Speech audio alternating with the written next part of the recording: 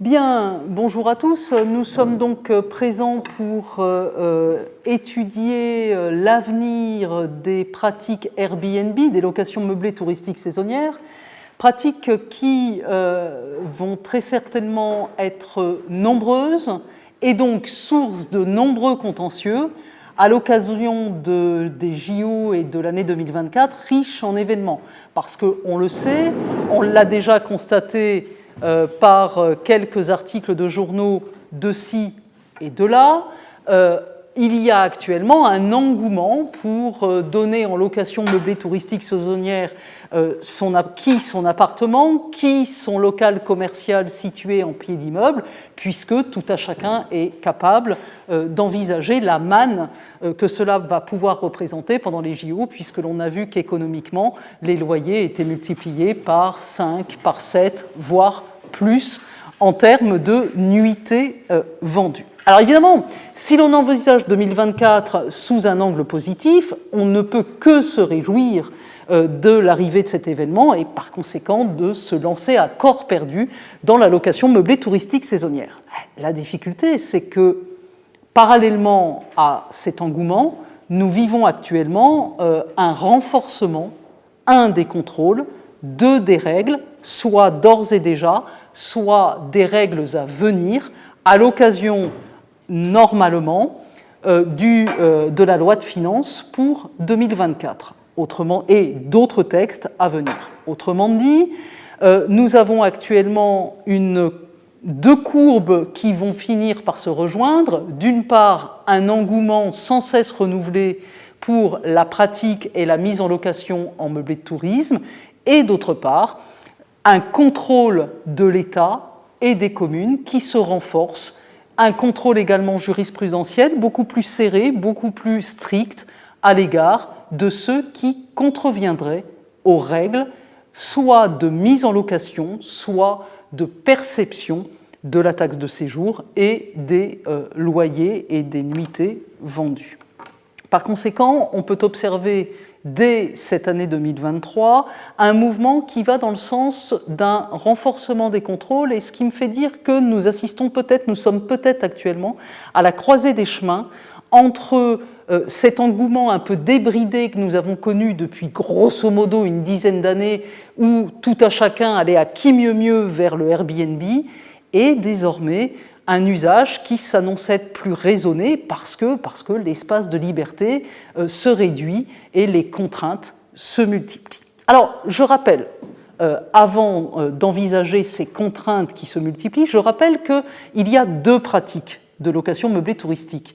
Il y a tout d'abord la location de meublé à titre occasionnel parce que vous vendez des nuitées de votre résidence principale, à condition, bien évidemment, de vendre pas plus de 120 nuitées, puisque au-delà de la 120e nuitée, c'est-à-dire 4 mois, vendues soit consécutivement, soit évidemment de manière répétée et sporadique tout au long de l'année de référence, au-delà de la 120e nuitée vendue, vous êtes assimilé à l'autre catégorie de pratiques de meublé de tourisme, c'est-à-dire un meublé de tourisme professionnel, car le local est offert l'année durant à de la location meublée touristique saisonnière, et ce faisant, il change en quelque sorte de nature puisqu'il passe de la catégorie d'un immeuble d'habitation à un local commercial, hôtelier ou para-hôtelier. Alors, ceci étant posé, je reviens à mon meublé occasionnel. Le meublé occasionnel donc ne peut s'effectuer qu'à la résidence principale du bailleur, et que pour une vente au maximum de 120 nuitées à l'année civile de référence. J'attire votre attention sur le fait que, également, l'on ne peut donner à bail meublé de tourisme sa résidence principale que si, en copropriété, le règlement de copropriété l'autorise. Autrement dit, il n'y a pas de clause d'habitation bourgeoise qui vient interdire la location de meublé touristique, et de plus, indépendamment de la mise en copropriété de la partie du local, il faut également que si vous êtes locataire principal au titre et au sens de la loi du 6 juillet 89, il faut bien évidemment que votre bailleur vous ait autorisé à louer, à sous-louer en Airbnb votre résidence principale, car il est de l'essence de la loi du 6 juillet 89 d'interdire par principe la sous-location, et ce n'est que par exception, si votre bailleur vous autorise à le faire, que vous avez le droit donc de pratiquer cette activité. Enfin, si vous êtes locataire principal d'un logement social, par principe, vous n'avez pas le droit de proposer votre logement en Airbnb, ne serait-ce que dès la première nuitée, car c'est de l'essence d'un bail de logement social que de n'être affecté qu'à la résidence, qu'au domicile du locataire principal.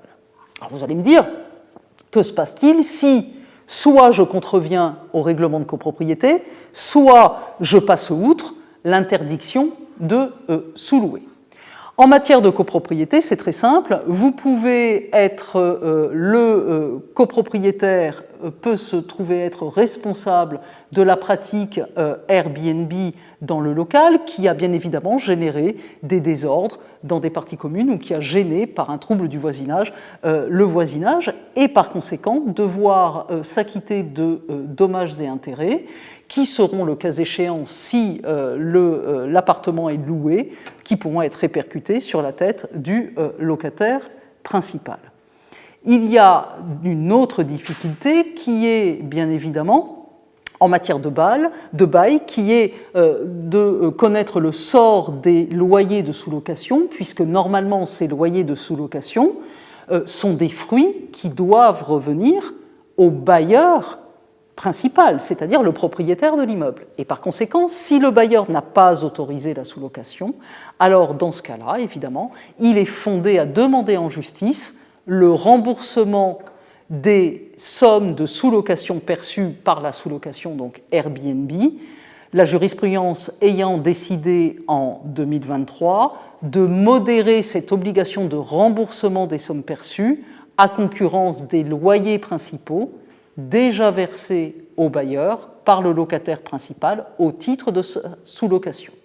Autrement dit, et très concrètement, vous êtes locataire principal d'un immeuble, vous avez un loyer de 500 €, or vous avez perçu au titre de votre sous-location Airbnb et sur le mois 700 € de revenus Airbnb, eh bien vous devrez rembourser 200 € à votre bailleur principal qui se trouve être le propriétaire de l'immeuble. Voilà grosso modo rappelé les principes en matière de meublé occasionnel.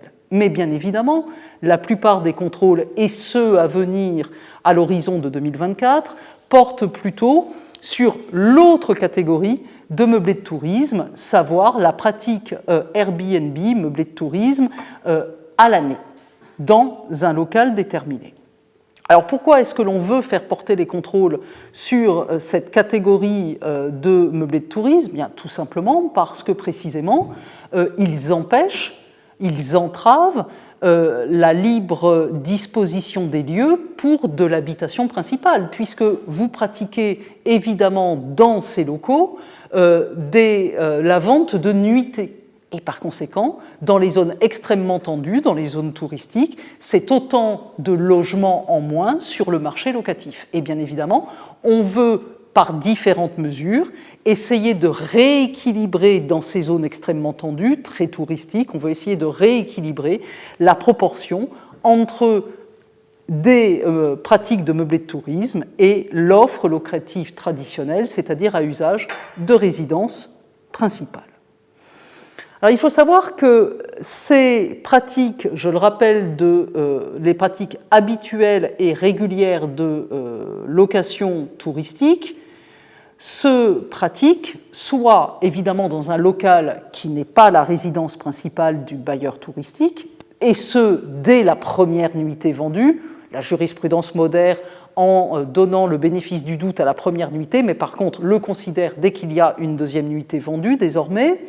Et ce peut être également une pratique régulière à la résidence principale du preneur. Parce que dès lors que vous dépassez les 120 nuitées vendus à l'année, vous basculez d'un régime occasionnel à un régime habituel et vous êtes donc dès lors tenu des mêmes obligations que les locaux qui sont disponibles à l'année en location meublée touristique. Alors vous allez me dire, et qu'est-ce que ça change? Bien, ça change qu'en réalité, vous faites sortir le logement de la catégorie habitation pour le rendre à la catégorie, pour le placer dans la catégorie local commercial, local hôtelier. Or, cette procédure qui s'appelle le changement de destination suppose d'obtenir des services administratifs une autorisation préalable de changement de destination au titre de l'article L131-7 du Code de la construction et de l'habitation. Et par conséquent, si vous n'avez pas obtenu au préalable cette autorisation de changement d'usage, eh bien vous êtes en infraction. Car, en quelque sorte, la destination déclarée administrative de l'immeuble qui est à usage d'habitation n'est plus son usage réel puisqu'il est à usage hôtelier ou para-hôtelier désormais. Ce faisant, il y a un certain nombre, puisque vous avez contrevenu à une obligation administrative, il y aura, nous le verrons, un certain nombre d'amendes qui vont devoir être réglées puisque vous êtes précisément en infraction. Cette autorisation de changement d'usage s'applique principalement dans les zones dites tendues, c'est-à-dire qu'elle est obligatoire dès que, alors à Paris, dans la petite couronne, et puis dans les zones regroupant plus de 200 000 habitants. Alors ça ne veut pas dire pour autant que le reste du territoire français n'est pas astreint à cette obligation préalable de changement d'usage. Le reste du territoire, c'est-à-dire hors Paris, petite couronne et plus de 200 000 habitants, et les zones de plus de 200 000 habitants, peuvent, par délibération des EPCI, des établissements publics intercommunaux, ou par délibération d'un conseil municipal, peut se doter de cette procédure et donc l'appliquer, je dirais, volontairement au territoire couvert par l'organe qui a délibéré. Bien. Et donc, ce faisant, les différentes sanctions peuvent potentiellement s'appliquer, même par exemple si vous êtes dans un petit village niçois qui se retrouve par exemple être compris dans la zone métropolitaine de Nice, alors même que la commune en elle-même est évidemment loin de compter plus de 200 000 habitants. Il faut savoir que cette obligation de changement d'usage peut être assortie d'une obligation accessoire de compensation. Qu'est-ce que cela veut dire? Ça veut dire que pour un logement transformé en local hôtelier ou para-hôtelier, vous êtes obligé de transformer un local en une habitation. Alors quand c'est en Creuse profonde, j'ai rien contre la Creuse, hein, c'est pas la question, mais quand c'est en Creuse profonde et que le prix du mètre carré plafonne joyeusement à 1 500 €, compenser un local de même surface, de même qualité, de même standing n'est pas trop difficile à respecter. Lorsque vous êtes à Paris et que vous avez un prix au mètre carré qui est à plus de 10 000 €, ça devient extrêmement compliqué de le faire et c'est l'un des premiers freins que l'on va avoir à la mise en location de nouveaux meublés de tourisme dans les zones qui ont voté précisément cette compensation. Et donc pour les JO de 2024, c'est véritablement là un frein que l'on peut d'ores et déjà mesurer, que l'on peut d'ores et déjà constater. Par ailleurs, il y a d'autres contraintes, quel que soit le type de meublé de tourisme. Il y a bien évidemment le fait que il y a des obligations tenantes à la qualité des logements. Il faut qu'il y ait bien évidemment des détecteurs de fumée. S'il y a une piscine, il faut que, par exemple, elle soit sécurisée, etc., etc. Fiscalement, vous êtes astreint en tant que loueur d'un meublé de tourisme à récupérer la taxe de séjour et, le cas échéant, à la reverser au service de l'État. J'attire votre attention sur un avis du Conseil d'État qui vient d'être rendu du 5 juillet 2023, numéro 47 18 77, qui est encore une fois une limite à la pratique des meublés de tourisme. Pourquoi? Car le Conseil d'État déclare abandonner la fameuse règle fiscale, je parle sous ton contrôle, Christophe, la fameuse règle fiscale des 3 sur 4 prestations pour les activités para-hôtelières. Avant cet avis, on imposait les activités de meublé de tourisme, on assimilait les activités de meublé à une activité para-hôtelière fiscalement parlant, si 3 des 4 prestations suivantes étaient servies. Un petit déjeuner, la fourniture de linge de maison, le nettoyage régulier des locaux pendant le séjour et enfin la réception même non personnalisée de la clientèle.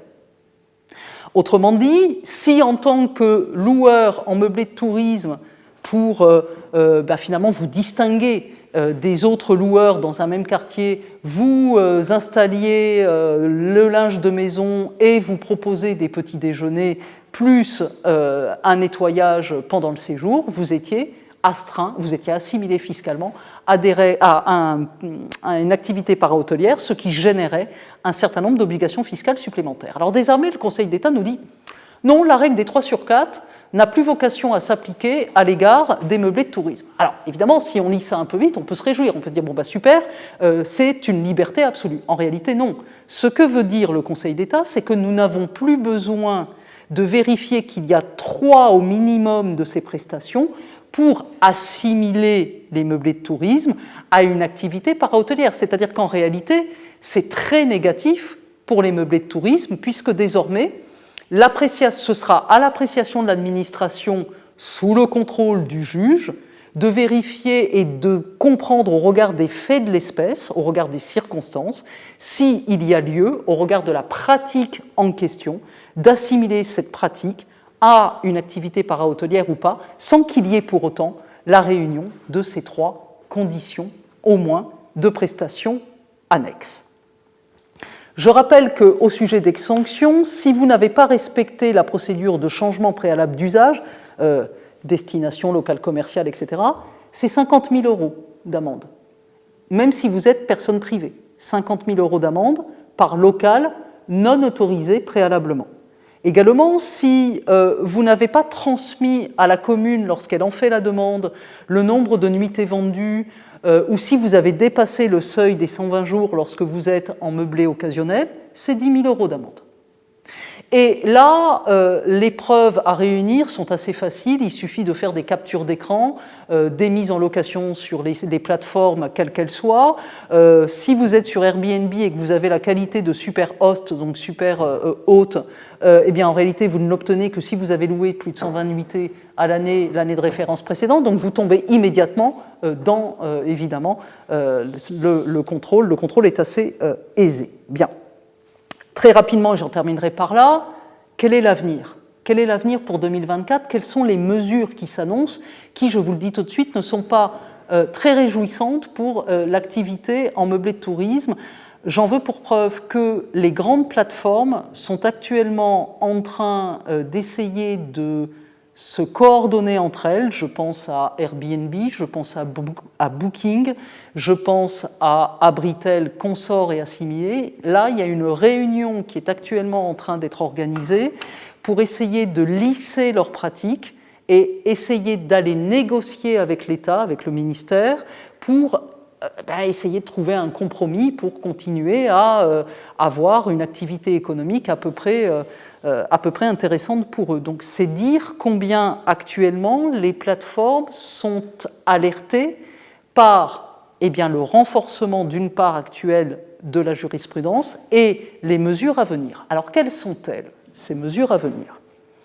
Tout d'abord, il est prévu par un projet de loi, et notamment par le projet de loi de finances pour 2024, il est prévu de rendre obligatoire pour les meublés de tourisme le diagnostic DPE, c'est-à-dire le diagnostic performance énergétique. Vous savez, celui qui, lorsque désormais vous mettez en location à usage de résidence principale, mais donc bientôt en location Airbnb, ou lorsque vous vendez votre appartement ou votre maison, on vous oblige à réaliser un DPE qui va classer énergétiquement votre immeuble selon qu'il est plus ou moins énergivores. Et vous avez ensuite le classement bien connu, G, F, E, etc., etc., pour arriver à un classement idéal qui est un immeuble qui ne dépense plus d'énergie, voire qui en produit de manière passive. C'est le classement évidemment en A. Qu'est-ce que cela veut dire si on applique le DPE au meublé de tourisme? Ben, ça veut dire qu'on va appliquer les mêmes sanctions découlant d'un mauvais classement DPE au meublé de tourisme. Que se passe-t-il dès maintenant pour les locations à usage de résidence principale? Ben, très clairement, lorsque vous êtes classé à partir du 1er janvier 2024, à partir du 1er janvier 2025, lorsque vous serez classé avec des mauvaises notes, vous n'aurez plus le droit de proposer à la location votre logement, parce qu'on considère qu'il est trop énergivore. Ça veut donc dire quoi? Ça veut dire que si on applique ça aux locations meublées touristiques saisonnières, on ne pourra plus mettre en location au départ les logements classés G, puis les logements classés F, puis les logements classés D, ainsi de suite. Ce que j'observe actuellement en pratique, c'est que clairement, tous les gens qui avaient des velléités de vendre leur logement s'étaient dit « Ah bah tiens, je suis mal noté DPE, bon bah finalement je ne le vends pas, je le mets en Airbnb, et puis ça ira bien comme ça. » Ah ben oui, sauf que si le DPE passe, ça n'ira plus comme ça, puisqu'on ne pourra même plus le proposer à la location. D'autant plus que désormais, en vertu de la loi Elan de 2018, le classement DPE est un élément de la décence en termes de contrat de location, ce qui veut dire que si vous mettez en location un logement mal classé au DPE, le locataire en place pourrait vous attaquer, vous, bailleur, pour ne pas avoir respecté l'obligation de décence de votre logement mis en location. Alors vous allez me dire, l'étranger, quel qu'il soit, qui vient acheter à Paris une nuitée parce qu'il a une place au JO un jour, ne connaîtra pas ces règles, etc. Oui, mais enfin, que je sache, ça va à un moment donné finir par se connaître, même évidemment des étrangers, et puis de toute façon, il y a également des Français bien informés qui pratiquent actuellement les locations meublées touristiques saisonnières et par conséquent pourraient, le cas échéant, se retourner contre le bailleur. De la même manière, le projet de loi de finances pour 2024 réforme également les plus-values immobilières. Il est prévu de limiter les abattements des revenus fonciers générés par les locations meublées touristiques saisonnières. C'est-à-dire que jusqu'à présent, on avait la possibilité, je parle toujours sous ton contrôle Christophe, d'affecter aux revenus générés par la location un abattement fiscal. L'abattement était le suivant: lorsque les meublés étaient classés en meublés de tourisme classés, un classement touristique, on avait jusqu'à présent un abattement de 71% sur les revenus à concurrence de 188 700 € perçus. Il fallait quand même en louer, et puis louer bien cher, pour atteindre les 188 700 €. Très bien. Désormais, l'abattement devrait être réduit par le projet de loi de finances, devrait passer de 71% à 40% avec un plafond de 30 000 €, ce qui change quand même largement la donne. Pour les autres meublés, c'est-à-dire les meublés qui ne sont pas classés au sens du code de tourisme, l'abattement sera de 30% avec un plafond de 15 000 € au lieu d'un plafond de 77 700 €.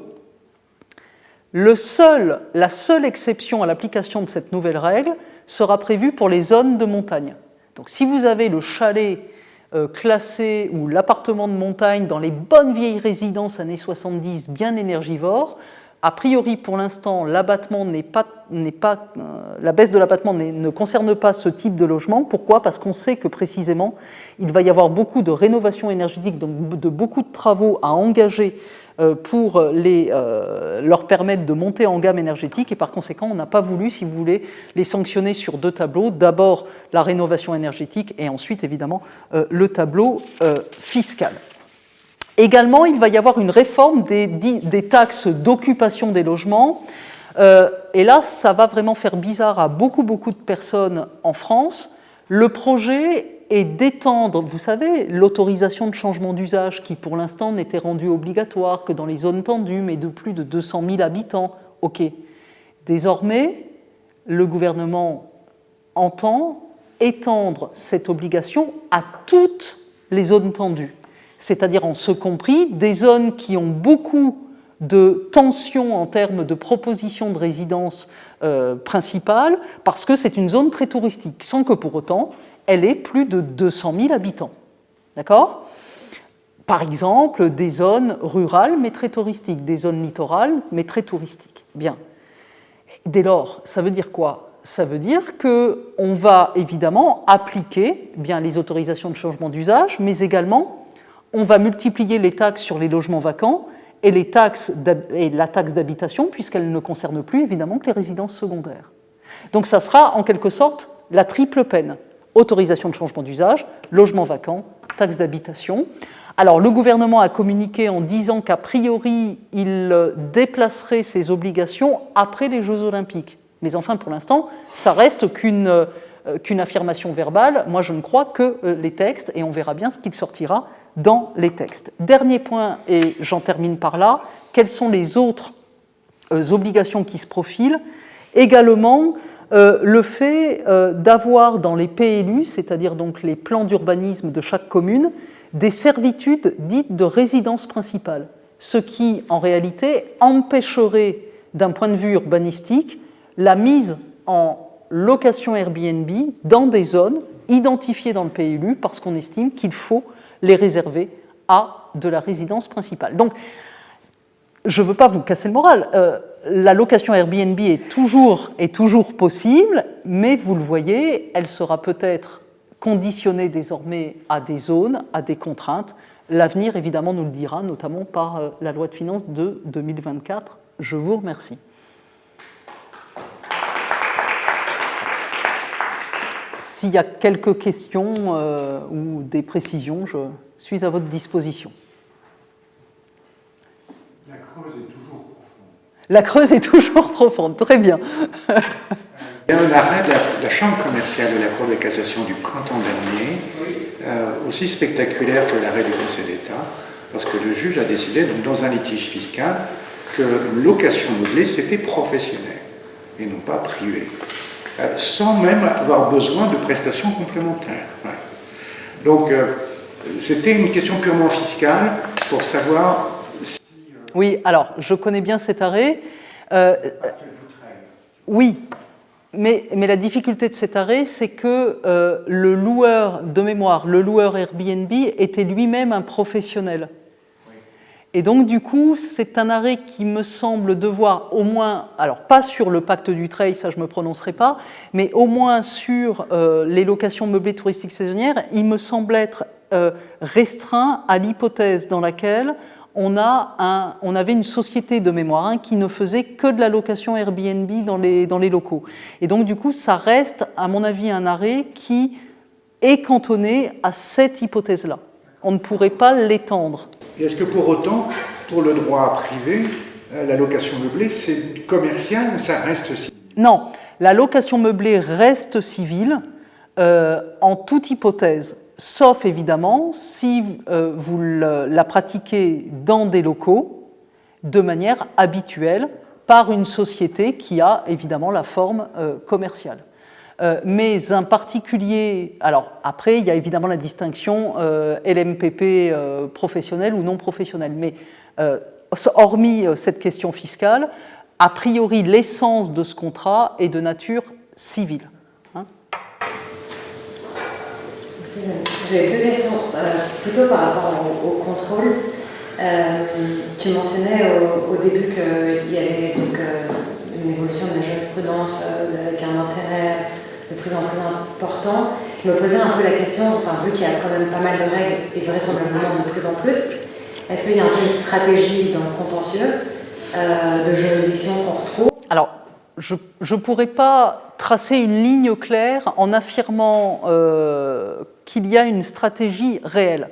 Moi, ce que j'observe, et ce qu'on observe tous, c'est que effectivement, au début du Airbnb, la jurisprudence, les magistrats n'avaient absolument pas pris la mesure du phénomène. Et en réalité, il y a toujours eu ce décalage, et le basculement s'est fait il y a, on va dire, allez, à la louche, comme ça, au doigt mouillé, je dirais, ça fait à peu près 5 ans que l'on sent la jurisprudence plus attentive aux questions notamment des troubles du voisinage, aux questions des désagréments subis par le voisinage d'une location Airbnb, surtout lorsqu'elle se pratique de manière habituelle et donc répétée.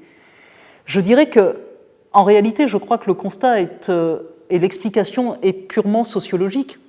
La justice est rendue par des magistrats qui, lorsqu'ils ne sont pas dans des maisons, dans des monopropriétés, ont peut-être plus eu l'occasion de subir et de se rendre compte des conséquences d'une location Airbnb répétée où, passez-moi l'expression, c'est la bamboula au-dessus de leur tête tous les week-ends. C'est un effet de masque, un effet d'entraînement. Comme il y a de plus en plus de logements proposés à Airbnb, vous subissez en tant que citoyen plus de désagréments qu'il y a 10 ou 15 ans en arrière. Et par conséquent, peut-être que les magistrats restreignent un peu plus et ont plus conscience finalement de la nécessité de contrôler et de rendre une jurisprudence plus ajustée, tout simplement parce que dans leur vie quotidienne, ils ont eu à le subir. Je crois qu'il y a vraiment là une explication d'ordre plutôt sociologique. Il n'y a pas de ligne. Alors, la seule ligne claire que l'on peut tracer, c'est la correspondance entre un renforcement des textes qui sanctionnent et évidemment une application, mais ça je dirais que c'est classique, et une application de ces textes par les magistrats. Le contentieux, il arrive, parce que là on parlait des troubles du voisinage, est-ce que c'est donc des copropriétés qui agissent contre des... Comment ce contentieux il arrive? Alors, le contentieux, c'est souvent effectivement le syndicat des copropriétaires par l'intermédiaire du syndic qui va agir, surtout en violation évidemment du règlement de copropriété et pour trouble du voisinage, mais ce pourra être également les copropriétaires à titre individuel, puisque, je vous le rappelle, le syndicat des copropriétaires n'a comme obligation que de défendre les parties communes. Et ce faisant, si vous ne trouvez pas de désordre à invoquer dans les parties communes, par exemple dégradation du fait des roulettes, saleté, nuisances dans les parties communes, le syndicat des copropriétaires ne pourra pas agir pour la défense des parties privatives. Il faudra que le copropriétaire, à titre personnel, le fasse. Et on trouve véritablement les deux. Donc en fait, le panel des demandeurs aux actions en justice est le suivant: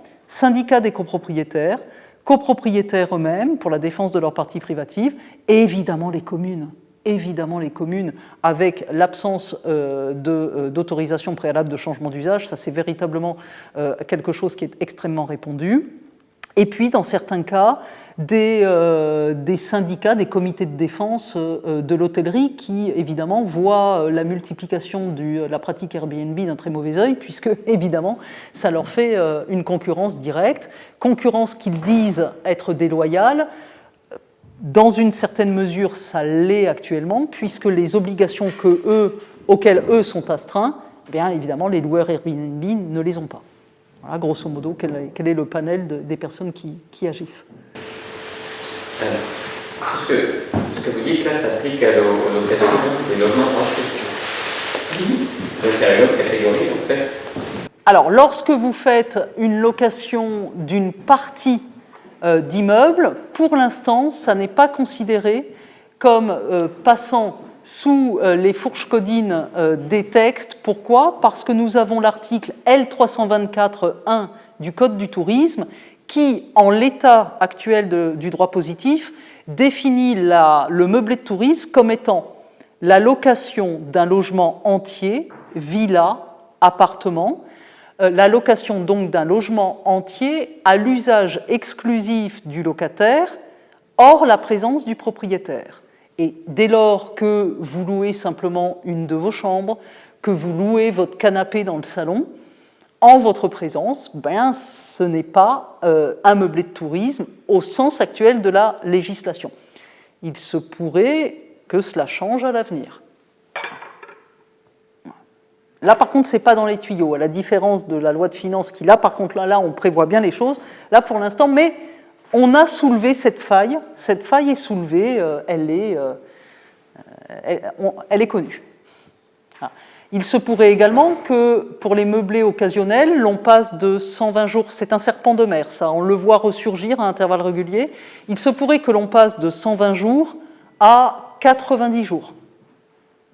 Mais pour l'instant, encore une fois, ça, ce n'est pas à l'ordre du jour, on en parle, puis ça disparaît, on en reparle et ça redisparaît. Voilà, je vous remercie.